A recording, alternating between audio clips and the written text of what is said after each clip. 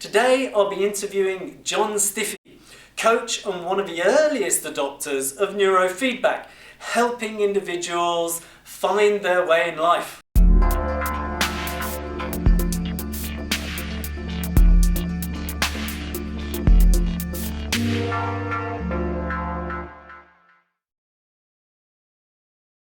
John, thank you so much for being here today.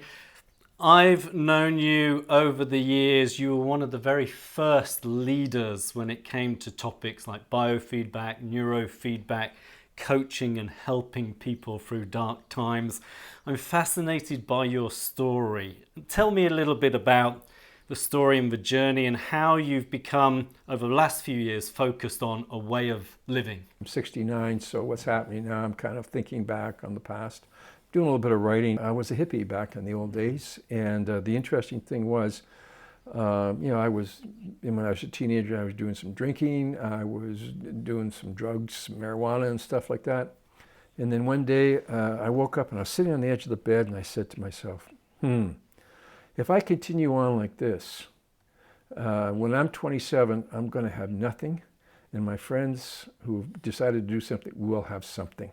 My mother was also an alcoholic, and she quit drinking, and she helped me get into a treatment center. Mm-hmm. And then I got in the treatment center and quit the drinking, and they suggested at the time, John, why don't you become a therapist? You're good at what you do. When I was about 40, my drinking had increased because what happened was I'd quit smoking. Yeah. And then I had to do a lot of events. So I would go to the events and I'd be going, what am I going to do? I want to have a cigarette. So I started doing more of this.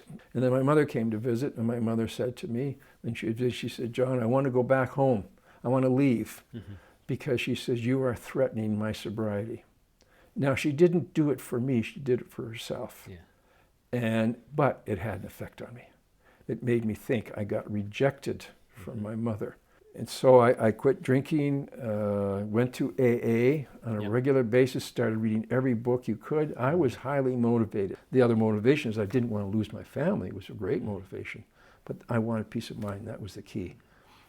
Then I got into neurofeedback. Why is that so important for other people? Why and what kind of help are you giving to other people now? Well, like as I said, I got into the neurofeedback, and one of the things with the neurofeedback, the key was self-regulation. Mm-hmm. Yeah.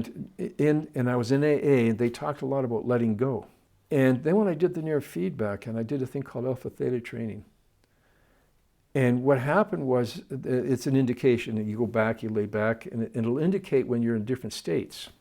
And there's what we call an alpha state, and then a theta state. When you're in theta, then you're in a lower state. And so I'm doing this thing, somebody's working with me on it, and so I'm listening, and it's indicated by sound of water on a creek or water on or waves on a beach. Those were the two indicators, and the water's on the beach is when you're low. So I get this sound, and I'm laying back, I get the sound of the water on the beach. And I say to myself, oh, this is where I am, this is where I'm supposed to be. And boom, I'm out of it. And I got the message. And I realized the first half of my life was full of fear, right? I was so afraid of what people were thinking. I had to have the best clothes, the best dishes. And now I think one of the biggest messages that I can have is, and I have it on my WhatsApp, a picture of a person going like this and the chains are broken. Whereas the other half was I let go of that fear, and what is life all about?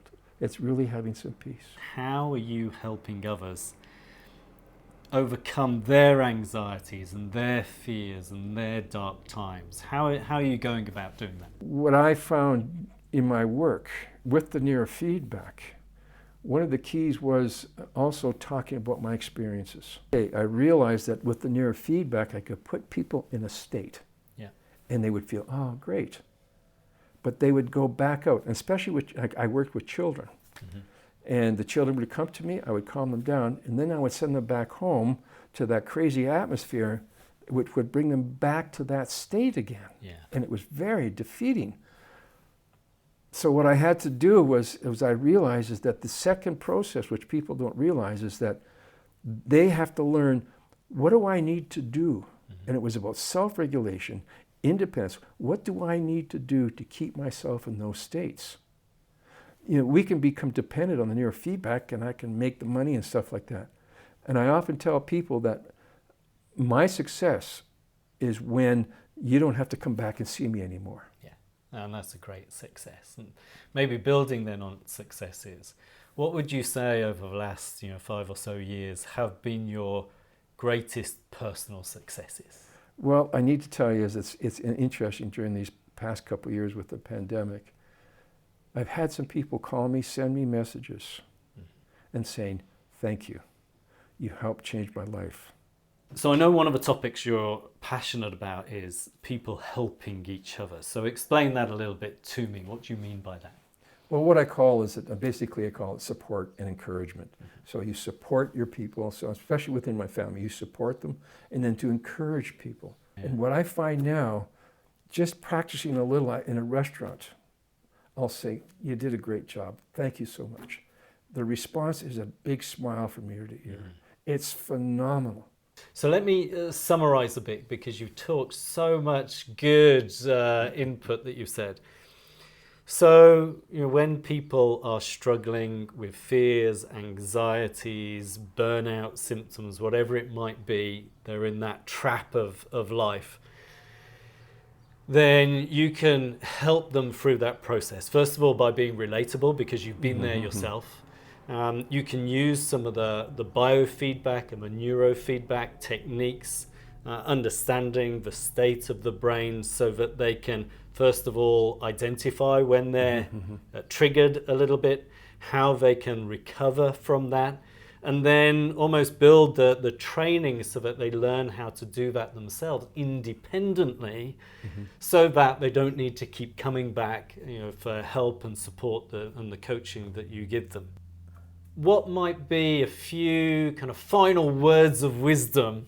The whole purpose is then they've got to develop, and I've got to help them develop a way of living. It's not my way of living. It's not the Christian way. It's not whatever way.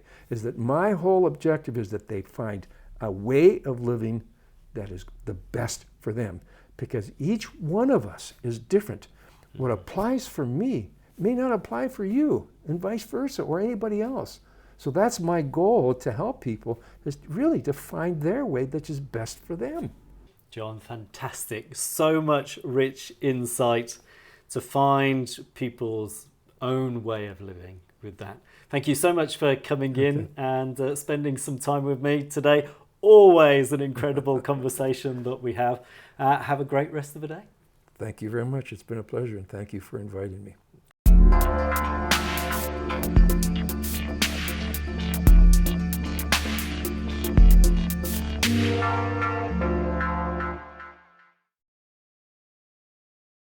You were on fire at the end of that. That was amazing.